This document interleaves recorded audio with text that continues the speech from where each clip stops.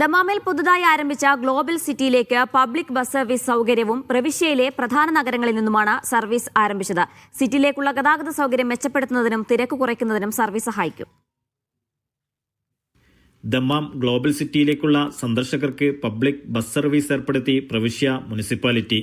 കിഴക്കൻ പ്രവിശ്യ bus service അതോറിറ്റിക്ക് കീഴിലാണ് പൊതുബസ്സുകൾ സർവീസ് നടത്തുക.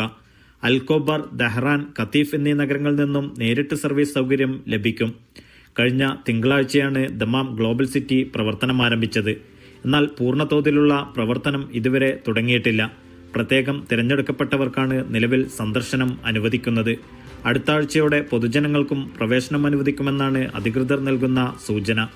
വിവിധ രാജ്യങ്ങളുടെ സംസ്കാരവും പാരമ്പര്യവും വിളിച്ചോതുന്ന 16 പവലിയനുകളാണ് ഗ്ലോബൽ സിറ്റിയിലെ പ്രധാന ആകർഷണം. ഗൾഫ് രാജ്യങ്ങൾ, യൂറോപ്പ്, ഏഷ്യ, ആഫ്രിക്ക തുടങ്ങിയ ഭൂഖണ്ഡങ്ങളിൽ നിന്നുള്ള വൈവിധ്യമാർന്ന വിഭവങ്ങൾ, കലകൾ, ഉൽപ്പന്നങ്ങൾ എന്നിവ ഇവിടെ നേരിട്ട് അനുഭവിക്കാനാകും.